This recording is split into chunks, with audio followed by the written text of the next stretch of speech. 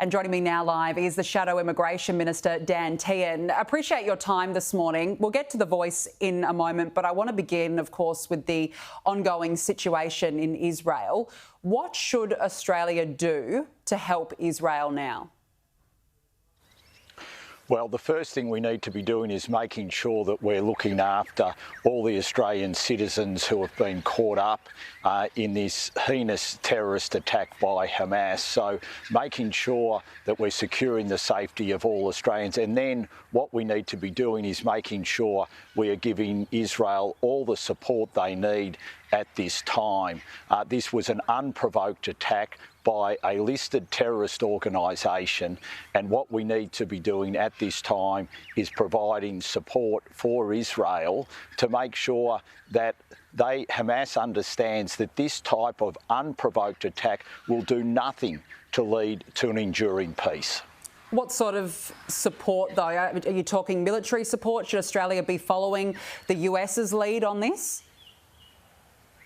No, what we need to be doing is providing them with the support that they need to be able to defend their sovereignty. Now, this isn't an instance where we would be providing military support, but it is the type of political support, the moral support that they need so that Hamas understands that this type of terrorist attack will not lead to an outcome which is going to deliver anything to them.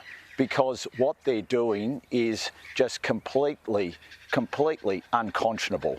So we need to be offering Israel the moral support that they need to be able to deal with this, and so that terrorist organisations understand this is not the way you get an enduring peace. All right, let's move on now to the Voice. That the news poll that we've just discussed, of course, a third of voters now backing that proposed constitutional change. How confident are you now that the no vote will indeed prevail on Saturday? Well, if the Prime Minister had been across the detail, he would have known that referendums only succeed when there's bipartisan support, and this is especially the case when the Labor Party puts them forward. They've had 25 goes at trying to get our constitution changed.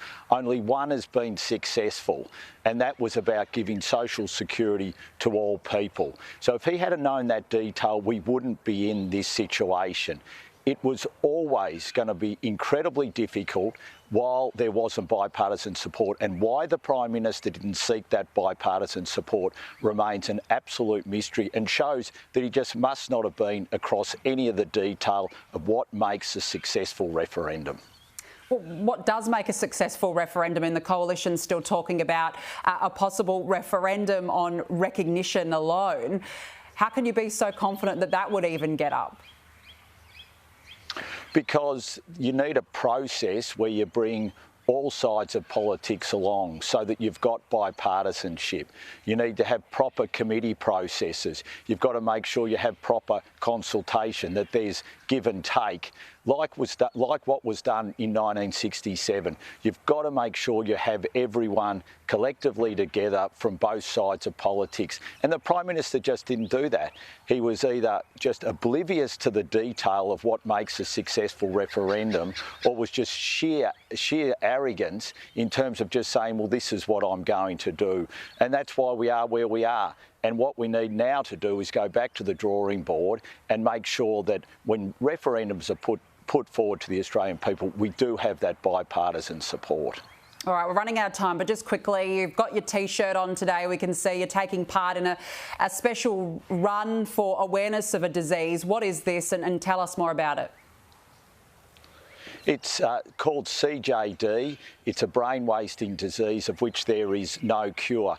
So there's 11 runners running from Canberra, Parliament House. We left on Saturday morning to Warrnambool, nearly 1,000 kilometres to raise awareness and funds for CJD. We've nearly raised $50,000. It's a really important cause. There will be 60 people in Australia at the moment who will have this disease for which there is no cure, and we want to raise awareness. There is the first medical trial will take place on this disease to try and find a cure starting in a couple of months. That's the first hope ever for anyone diagnosed with CJD. So anyone who can provide any sort of support it would be incredibly welcome, because we do want to try and find a cure for this heinous disease. Yeah, absolutely. A good cause there, Dan Tehan. Appreciate your time. Thank you so much for joining us in the midst of your run. Thank you.